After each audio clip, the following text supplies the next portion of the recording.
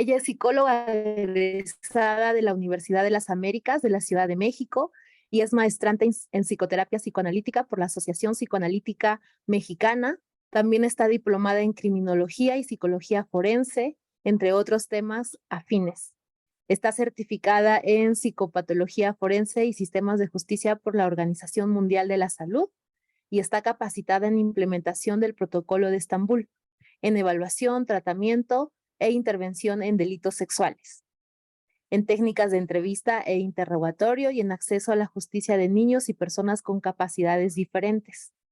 Su ejercicio profesional ha sido en centros penitenciarios de la Ciudad de México, así como en labores de análisis, investigación e inteligencia en empresas de seguridad privada israelíes radicadas en México. También ha sido capacitadora invitada para diversos institutos clínicos, jurídicos y forenses. Actualmente es perito particular en psicología jurídica y forense, psicoterapeuta psicoanalítica y socia fundadora y directora de la Asociación Nacional de Psicología Científica y Derechos Humanos.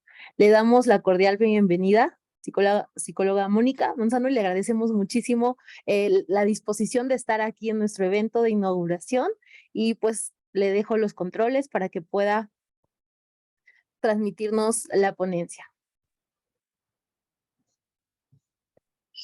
Muchas gracias, Leslie. Buenas tardes a todas y a todos. Gracias a la doctora Jessica Zapata por la invitación y felicidades de la inauguración de CITESAM. Es para mí un gusto estar acá con todas y con todos ustedes. Y bueno, pues el día de hoy voy a hablar un poco sobre psicoterapia y derechos humanos, que es un tema que me ha interesado, que me interesa actualmente mucho, precisamente porque visibiliza esta relación que hay entre la psicología clínica y la psicología jurídica y forense, que de pronto desde la perspectiva clínica nos parece como muy alejado o algo que no tuviera que ver con el consultorio o con la práctica de pacientes, este tema de los derechos humanos o el acceso a la justicia. Sin embargo, bueno, está íntimamente relacionado y eso es precisamente de lo que les hablaré el día de hoy. Me comentaba la doctora Jessica que es al final de la charla que vamos a tener como un espacio de preguntas. Entonces, con mucho gusto, que las preguntas que tengan, que podamos dialogar sobre ello y si me las van haciendo saber para que podamos leerlas y contestarlas si es que así se consideran. Y bueno, ¿cuál es la relación que existe entre psicoterapia y derechos humanos? ¿O por qué importa hablar de derechos humanos en el terreno psicoterapéutico, psicología clínica? Inicia, digamos, en gran medida a partir de que se crea la perspectiva psicosocial. En psicología, fundamentalmente, y creo que eso desde la carrera, pero bueno, cuando hacemos algún posgrado o alguna especialización en la clínica o en alguna rama psicoterapéutica, nos van enseñando a meternos mucho a lo interno, ¿no? A todo lo que pasa acá adentro, pero poco nos ponemos a ver cómo se relaciona eso con la psicología social. Y precisamente la perspectiva psicosocial lo que hace es unir estos dos grandes campos, la psicología clínica junto con la psicología social. A esto Ignacio Martín Baró le va a denominar perspectiva psicosocial. Esta perspectiva psicosocial tiene que ver con, bueno, primero les platicaré un poco cómo nace. Nace por ahí de los años 80, 90, en un contexto histórico en el que hay muchas guerrillas, hay conflictos armados en América Latina y en el cual muchos, y creo que eso todos y todas damos fe de ello, muchos analistas, psicoanalistas argentinos, chilenos, vienen a México exiliados por los problemas militares que había en esos momentos. Esto da lugar a que se empiece a ver, analizar las afectaciones que las personas tienen a partir de los conflictos armados y cómo el hecho de que los militares estén entre la población y ocupen lugares que tendrían que corresponder hacia la policía, bueno, lleva precisamente a que haya múltiples afectaciones. que es un poco, si lo trasladamos, lo que está pasando ahora mismo en nuestro país. O sea, hay múltiples manifestaciones de asociaciones y de organizaciones de derechos humanos que se están oponiendo a que los militares, a que la Guardia Nacional esté en las calles llevando a cabo acciones que corresponderían únicamente a la policía. Es decir, tienen una forma y una capacitación distintas. Entonces ese es el gran problema que se suscita en los 80s, los 90s, América Latina, y que lleva a que Ignacio Martín Baró se empiece a cuestionar y empiece a visibilizar que las afectaciones que tienen las víctimas van mucho más allá de una categoría psiquiátrica encuadrada en el trastorno por estrés postraumático, ¿no? O sea, va mucho, mucho más allá. Las afectaciones tienen una connotación social, las afectaciones, digamos que transgreden los límites de la persona para ir hacia la familia, hacia lo comunitario, hacia las vivencias que se están viviendo en el lugar en el que la persona radica. Entonces, de manera muy sintética, a esto le va a llamar perspectiva psicosocial Ignacio Martín Baró. Esto ha sido especialmente relevante en la visión que han tenido organizaciones defensoras de los derechos humanos, pero también pensemos en la Organización de las Naciones Unidas, en cómo han visto, digamos, el trauma. Cuando nos referimos a trauma, por ejemplo, desde el ámbito clínico, bueno, hay diferentes concepciones, sin embargo, muy probablemente muchas de ellas van enfocadas hacia lo interno. Desde esta perspectiva psicosocial, bueno, esto está enfocado hacia precisamente lo comunitario, lo social, ¿no? Denme un momentito, por favor.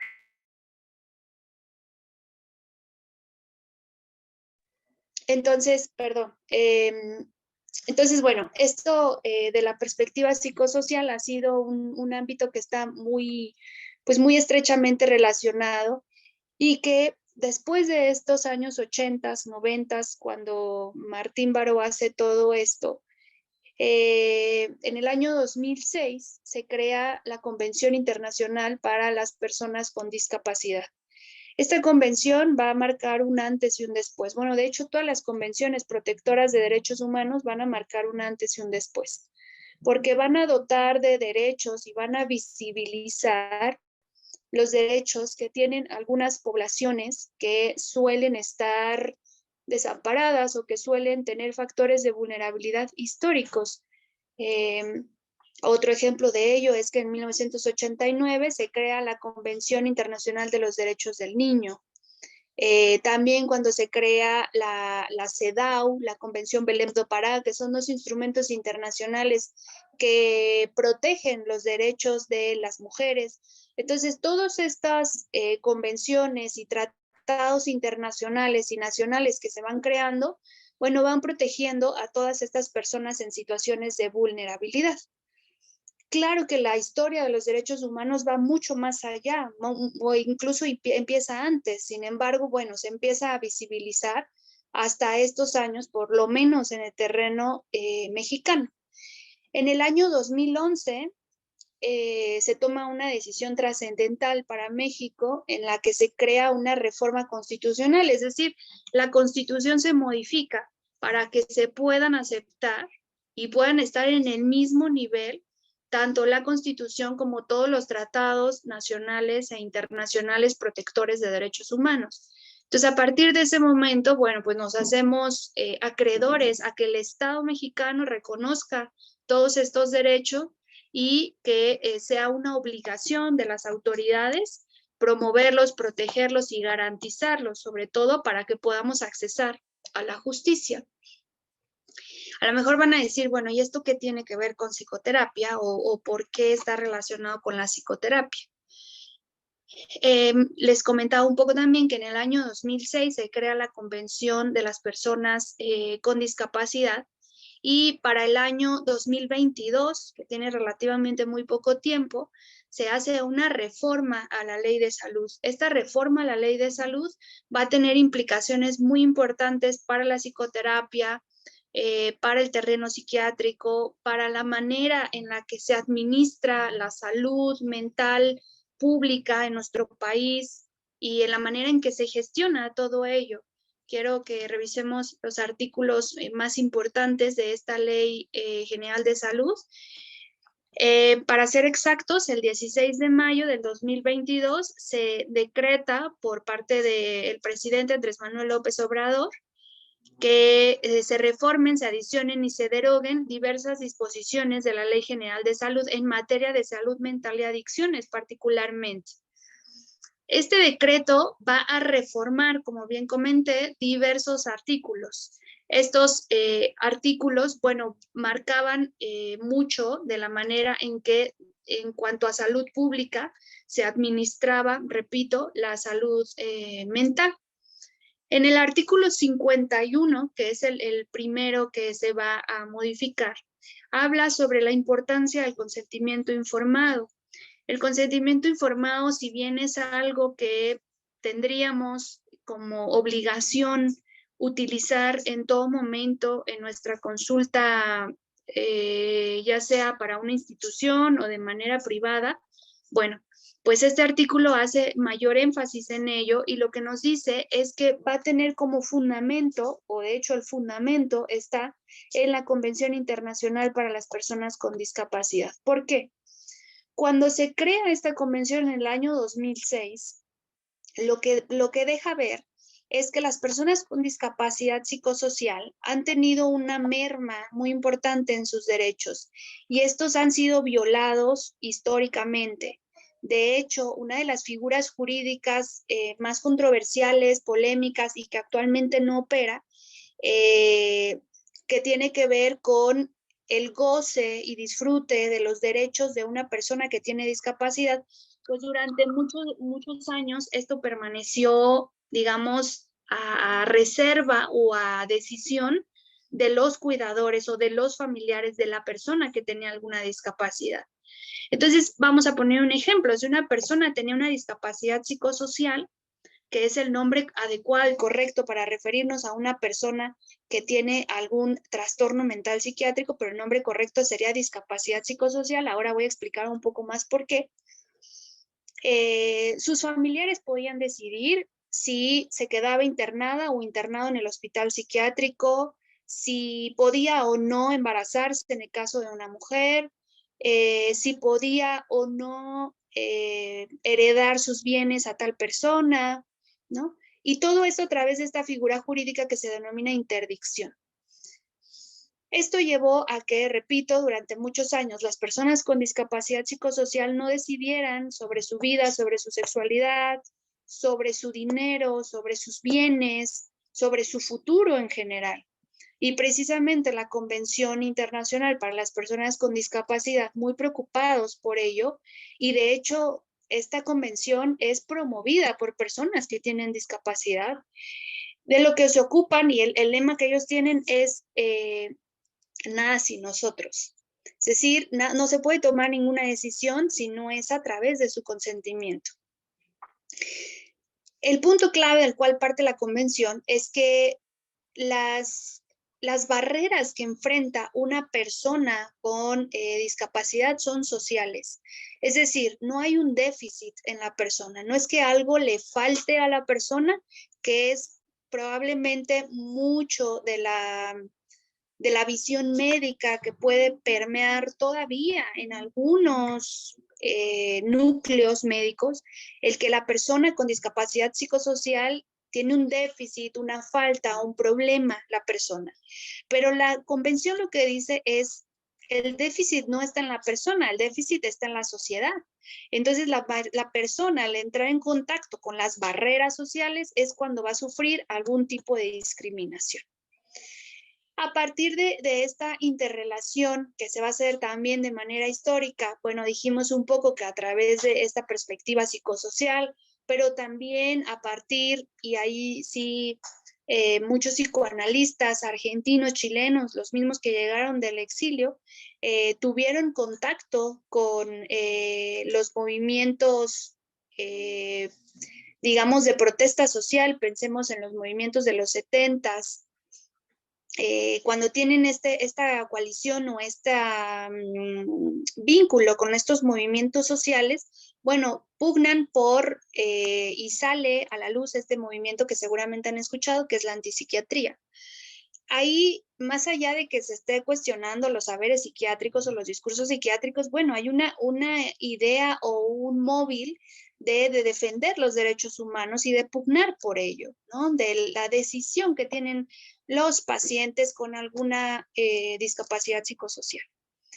Entonces, bueno, todo ello lleva a que cuando se crea la Convención Internacional, como les dije, sea promulgada por personas con discapacidad y sea en función de tener y gozar en todo sentido de sus derechos económicos, civiles, políticos, humanos, en todo sentido. México se tarda bastante. México hasta el 2011 eleva a rango constitucional los tratados internacionales y hasta 2022 tiene que llegar esta reforma en materia de salud mental. La Corte Interamericana de Derechos Humanos, que es el tribunal regional más importante, protector de derechos humanos que tenemos, es decir, que va a comandar a toda América Latina y que es un órgano jurisdiccional, es decir, que tiene una función contenciosa, que tiene la capacidad de poder determinar sobre ciertos asuntos jurídicos. Bueno, este organismo o esta Corte Interamericana de Derechos Humanos tiene ya varias sentencias en contra de países latinoamericanos por la violación a derechos humanos dentro de instituciones de salud mental. Digamos, la primera y la más lamentable, se da en América Latina. Un paciente con discapacidad psicosocial muere por actos de tortura en un hospital psiquiátrico. A partir de ello, es que eso, digamos que moviliza a todas las personas con discapacidad para decir, la interdicción, es decir, el retiro de los derechos que tiene una persona con discapacidad psicosocial ya no puede ser más una realidad. Ya no puede seguir prevaleciendo ese escenario en el que las personas no puedan decidir sobre su vida y no puedan decidir si quieren estar o no en un hospital psiquiátrico. Por supuesto, este tema es muy controversial, tiene muchas aristas y puede ser analizado desde diferentes puntos de vista. Sin embargo, yo ahora lo único que voy a hacer es centrarme en la ley de salud mental. En este artículo 51 que les estaba comentando, bueno, nos dice que el consentimiento informado es el núcleo del derecho a la salud mental y que tiene como fundamento la libertad individual para poder gozar y disfrutar del mayor estándar de salud. ¿Qué es el consentimiento informado? Bueno, es la conformidad que una persona expresa a través de un documento que va a firmar de puño y letra para que se le realice tanto ya sea un tratamiento o un diagnóstico en temas de salud. Y todos los prestadores de servicios de salud, ya sean públicos o privados, estamos obligados a elaborar estos consentimientos informados, a dárselos a las personas que sean en un lenguaje accesible, que sean de manera oportuna, que la información sea completa, veraz, que incluya todos los objetivos que se tienen de manera terapéutica, los beneficios, los riesgos, las alternativas de tratamiento y que puedan a la persona darle un panorama general hacia qué se va a acercar. Este consentimiento informado, entonces, legalmente constituye ya una obligación y un derecho para las personas usuarias. Nosotros como prestadores de salud nos tenemos que garantizar, más bien tenemos que estar garantizando que la persona esté entendiendo en la medida de sus posibilidades todo lo que se le está informando. Y si esto no se da, tenemos que implementar los apoyos, las medidas y los medios necesarios para que la persona pueda entender y pueda decidir aceptarlos o rechazarlos. En el caso en que una persona no dé su consentimiento, no se puede realizar ningún diagnóstico ni ningún tratamiento. Tampoco existe ni debe de existir ningún documento de voluntad anticipada. Es decir, que no, es que mi tía me lo firmó cuando estaba bien. Eso no puede pasar. Es en el momento la persona tiene que dar su consentimiento. En el caso de niñas, niños y adolescentes, es una obligación también que se creen los ajustes necesarios. A esto jurídicamente le conocemos como los ajustes razonables necesarios para que el niño, niña o adolescente, en función de su edad y de su madurez, pueda entender el impacto y los alcances que tiene el tratamiento. El consentimiento informado lo tiene que firmar el niño, niña o adolescente, y también, por supuesto, los progenitores, y todo ello para garantizar el bienestar. Anteriormente, o bajo un enfoque no garantista de los derechos humanos, las niñas, niños y adolescentes parecían ser propiedad de los padres y no tenían que dar su consentimiento si los querían llevar a una psicoterapia. Actualmente eso no es así. Y me parece que todavía al día de hoy muchos colegas siguen sin implementar esto, todavía más en casos de niñas, niños y adolescentes. Las niñas, niños y adolescentes no les firman ningún documento, y esto es bastante grave. Entonces, se tendrán que realizar todos los ajustes razonables, las modificaciones, las adaptaciones necesarias para que la persona, en cualquier situación que se encuentre, pueda brindar este consentimiento informado. Ese, como les comenté, es el artículo 51 bis. El artículo 72, que es el siguiente que vamos a revisar, nos refiere que la salud mental y la prevención de adicciones, que es particularmente enfocado en estos dos puntos en los que se va a ceñir la reforma a la ley de salud mental, nos dice que tienen carácter prioritario dentro de las políticas de salud y deben brindarse conforme a lo establecido en la Constitución y los tratados internacionales. Entonces, todos estos lugares que existían, que coloquialmente conocíamos como anexos, no deben de existir más. Todos aquellos grupos que llevan o exponen a la persona a alguna situación en la que se violen los derechos humanos, que desgraciadamente no todos, pero en muchos, yo me he enterado en muchos casos que el cuarto y quinto paso de AA, no en todos los grupos, repito, pero en algunos grupos se dan violaciones a los derechos humanos muy graves. Solamente por poner algún ejemplo, las casas de medio camino también se han documentado actos de tortura. En fin, en diferentes situaciones en los que debería de prevalecer la promoción de la salud mental, bueno, se han realizado actos que constituyen delitos. Entonces nos deja claro el artículo 72 que no solamente se va a tomar en cuenta lo que nos refiere a la Constitución, sino, como les dije, de acuerdo a la reforma constitucional del año 2011, todos los tratados internacionales protectores de derechos humanos. Y el Estado mexicano, a través de sus instituciones, debe de garantizar el acceso universal, igualitario y equitativo a esta atención de salud mental y adicciones a todas las personas en el territorio nacional.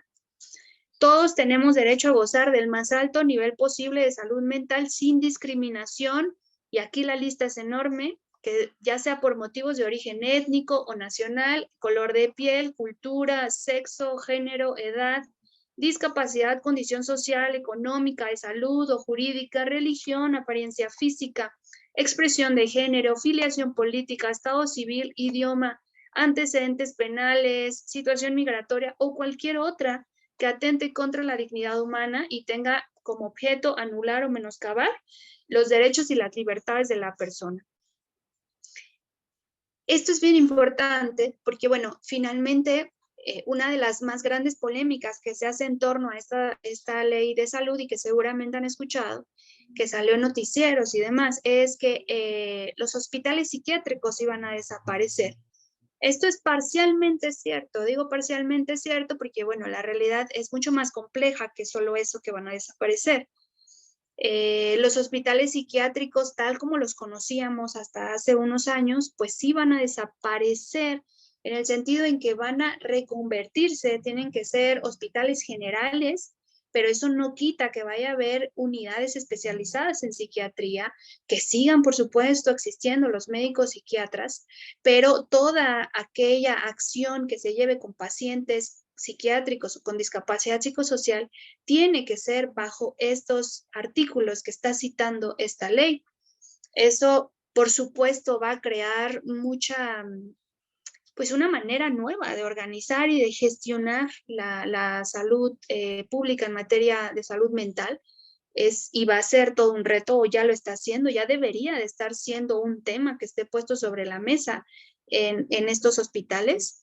Pero bueno, obviamente, imagínense, salió en el 2022 y muy probablemente pasarán desgraciadamente unos buenos años en que se logre esta reconversión en todo el territorio nacional, ¿no? Porque no solamente estamos hablando de la Ciudad de México, sino estamos hablando de todos los estados y todas las entidades federativas. Pero el punto central sobre esto es que, bueno, tiene y debe de existir un consentimiento informado, y esa parte es, digamos que la piedra angular de este punto. El artículo 73 bis, que es el siguiente que vamos a revisar, nos dice que las instituciones públicas del Sistema Nacional de Salud deben brindar acceso a los servicios de atención de salud mental y por consumo de sustancias psicoactivas y de adicciones en cumplimiento de diversos principios. Bueno, el lugar debe de estar cercano a la población usuaria. La segunda fracción, que es la importante desde mi punto de vista, que debe de haber respeto a la dignidad y a los derechos humanos de las personas, con un enfoque de género, equidad, interseccionalidad e interculturalidad, poniendo énfasis en la prevención, detección temprana y promoción de la salud mental, incluyendo acciones enfocadas a la prevención de trastornos por el consumo de sustancias psicoactivas y adicciones. En estos puntos me voy a enfocar también porque creo que muchas de nosotras, desde este ámbito de la psicoterapia o la psicología clínica, estos términos nos pueden sonar muy distantes. Enfoque de género, equidad, interseccionalidad, interculturalidad. De pronto yo he visto a algunas colegas y varones colegas que promocionan sus servicios de salud y ponen que son con enfoque de género. Esto no es un plus que ofrecen, esto es una obligación que tenemos como psicoterapeutas y como psicólogos clínicos. Es una obligación que tenemos. A ver, este tema de género, ¿a qué se refiere? Es un tema bien amplio en el cual, así como nos especializamos en temas muy específicos psicoterapéuticos o clínicos, lo mismo debería de pasar en estos temas. Tendríamos que estar especializados en este tema de equidad de género, en cómo ha venido históricamente desenvolviéndose y actualmente en la práctica, cómo podemos llevarlo a cabo. Un punto muy importante, bueno, es visibilizando estas relaciones de poder, de control, de dominación y de opresión que han existido, repito, históricamente, que se siguen perpetuando y que en muchos casos, desgraciadamente, las y los perpetuamos nosotros. Entonces, este tema de género es bien importante, sobre todo cuando hay un deber reforzado. ¿A qué me refiero? En el caso de una niña, un adolescente, bueno, ahí vemos un carácter reforzado, porque no solamente tiene un elemento de vulnerabilidad, que es el género, sino también tiene otro elemento de vulnerabilidad, que es la edad. Entonces, estos dos dan lugar a que haya una vulnerabilidad sistémica o sistemática. Y eso lleva a que precisamente se haya creado en 1989 por una abogada afroamericana que se llama Kimberly Crenshaw, la creación de este término. Si bien no era nuevo, ya se venía trabajando en muchos aportes feministas. Bueno, ella va a llegar a consolidarlo y a traerlo sobre todo al terreno jurídico, y que ahora atraviesa el terreno jurídico y se trae a la salud mental, y que se va a denominar interseccionalidad.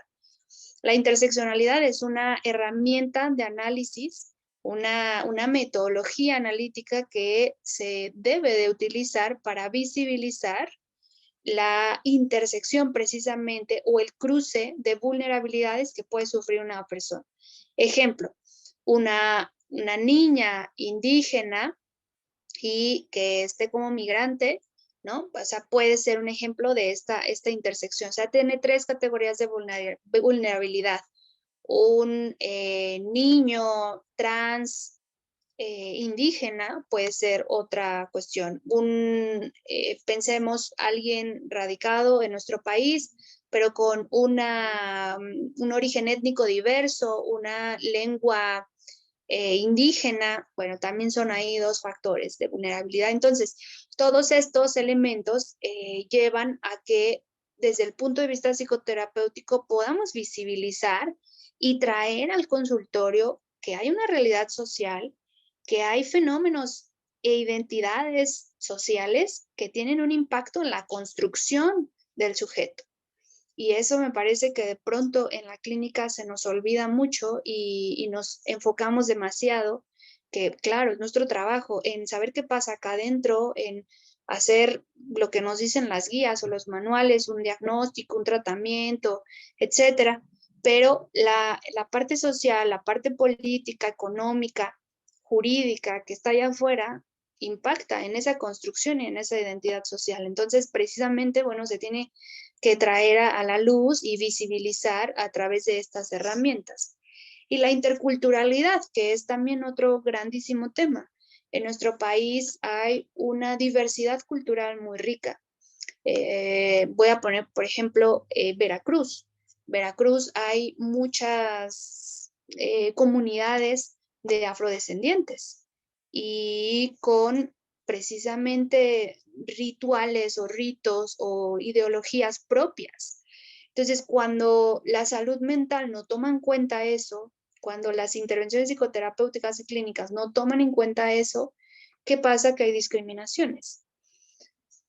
Y se generan precisamente estereotipos, prejuicios que dan lugar a que haya de por sí una mayor segregación, ¿no? O sea, si la persona ya tiene una discapacidad psicosocial y ya se le segrega por eso y aparte le sumamos la cultura, el idioma, el dialecto, la clase social, la afiliación política, el estatus migratorio, el estado civil, entre muchas otras, bueno, hay una doble, triple, cuádruple, etcétera, victimización y segregación y discriminación.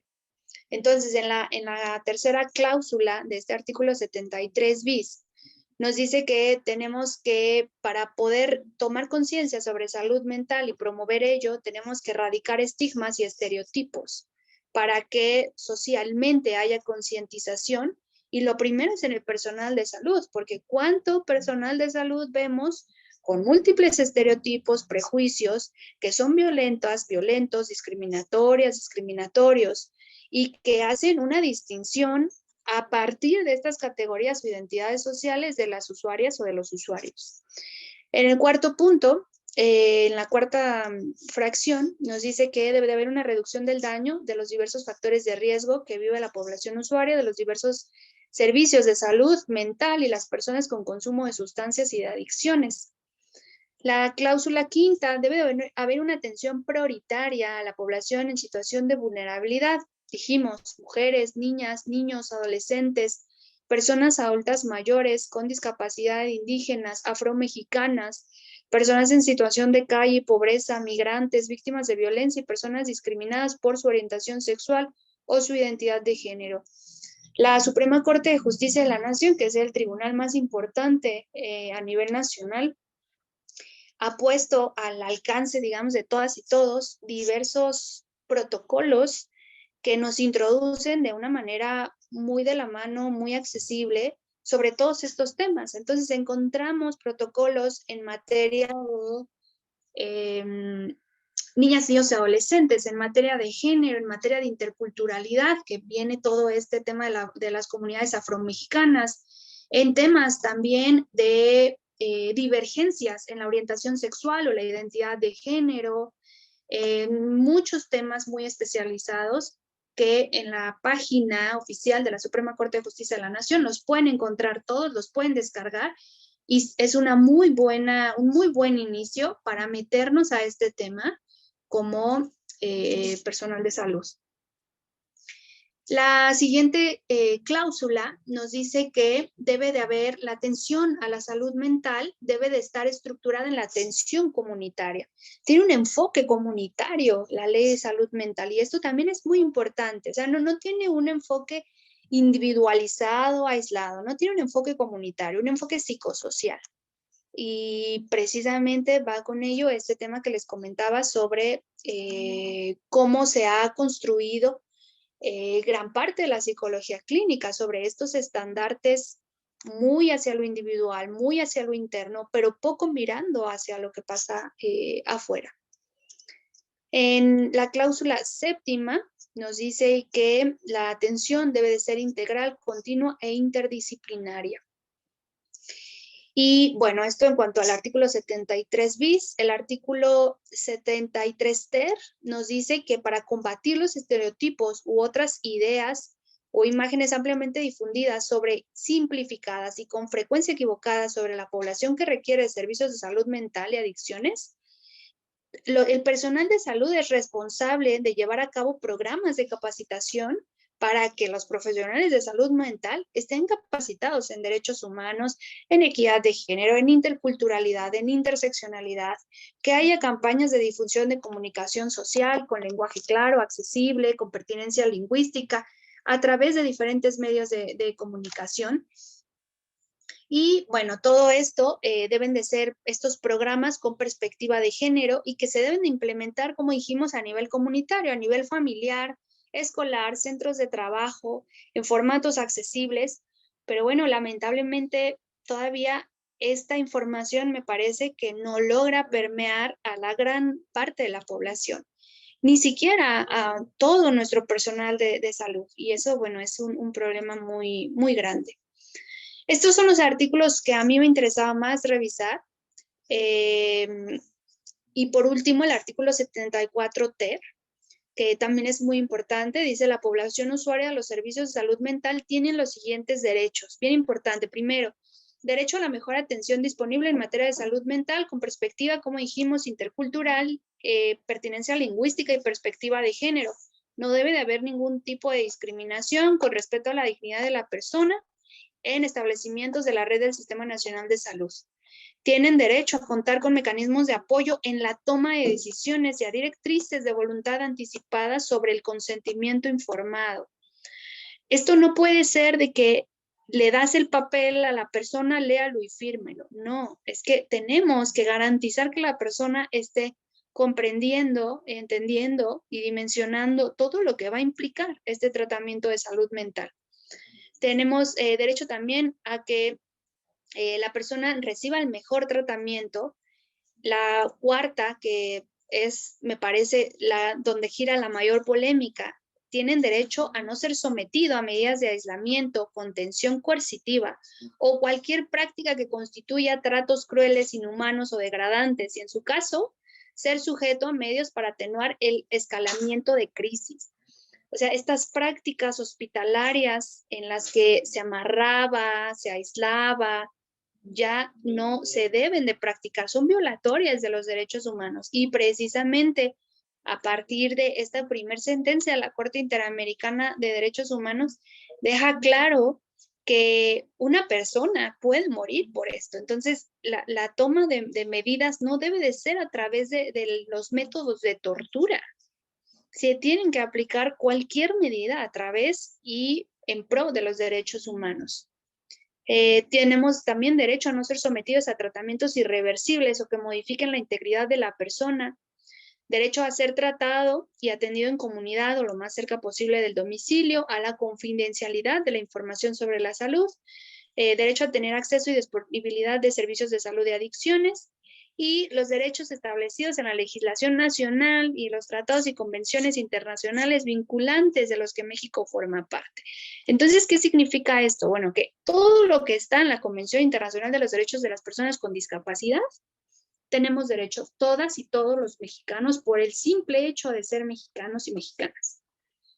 Les recomiendo que puedan leer la Convención Internacional para las Personas con Discapacidad, la Convención Internacional de los Derechos del Niño, los informes que la Organización Mundial de la Salud ha hecho sobre la situación y el panorama de salud mental. El último informe es del 2022, sobre cómo se encuentra la situación, las observaciones que ha hecho la Convención Internacional de los Derechos de las Personas con Discapacidad del Estado mexicano. Tenemos muchas observaciones de la inadecuada implementación de todos estos elementos y cómo el Estado mexicano sigue violando estos derechos de las personas. Perdón si me fui un poco rápido, pero me gustaría que tengamos tiempo para platicar, para que si hay alguna duda la comentemos. Pero bueno, estos son básicamente los artículos importantes que hay que conocer. La ley en realidad es cortita, la pueden revisar. Algo que también complementa muy bien la ley y es nuestra obligación revisar son las normas oficiales mexicanas en materia de expediente clínico, de la mínima infraestructura que debe de tener un consultorio. Son otros elementos que considero que son muy importantes que debemos de conocer y que tengamos todos, colegas, tengamos un consentimiento informado, adecuado, específico, accesible, muy detallado. Eso sería algo, me parece, un propósito muy adecuado si es que no contamos con ello. Y por supuesto, capacitarnos en todos estos temas de manera profunda, porque pues claro que sirve capacitarnos en temas específicos de ciertas psicopatologías, ciertos tratamientos, ciertos abordajes, por supuesto, pero en tema que a todos nos concierne, tengamos la orientación teórica que tengamos, no importa si somos psicoterapeutas psicodinámicos, psicoanalíticos, cognitivo-conductuales, sistémicos, humanistas, no importa, todos tendríamos que conocer este tema de derechos humanos y todos somos sujetos de esta ley y en el momento en que la violemos, pues estamos cometiendo un delito. Entonces, este es un tema, me parece que universal para el tema psicoterapéutico, por eso a mí me interesa hablar sobre ello y bueno, espero sea de utilidad. Y si no tienen inconveniente, me gustaría escucharles o leer si tienen algún comentario, alguna pregunta, algo que quieran mencionar. Te agradecemos mucho todo lo que nos ha compartido. Es muy relevante conocer estos temas de los derechos humanos y lo relacionado con la psicoterapia y esto de importante del consentimiento informado, ¿cierto? Entonces, por el momento no tenemos preguntas. Les invitamos a los y las participantes que realicen sus preguntas, que puedan dejarnos sus comentarios. Tenemos muchos me gustas, me encantas en Facebook. Y bueno, hay un comentario de Santiago, dice, es súper triste cómo aún se genera una tasa alta de violación a los derechos humanos. Sin embargo, doy gracias que tenemos excelentes profesionales como usted, que son las mediadoras para hacer justicia y que se respeten los derechos humanos. Como siempre, es una excelente disertación, mi estimada maestra. Muchas gracias por tan clara y precisa información. Nos comenta Santiago. Muchas gracias, Santiago, por tus comentarios. Eh, por supuesto que es muy relevante hablar de estos temas. A mí me surgía una duda, Mónica. ¿Qué pasa? ¿Tenemos instituciones en México que regulen, que legislen el no cumplimiento de estas leyes? Ah, a ver.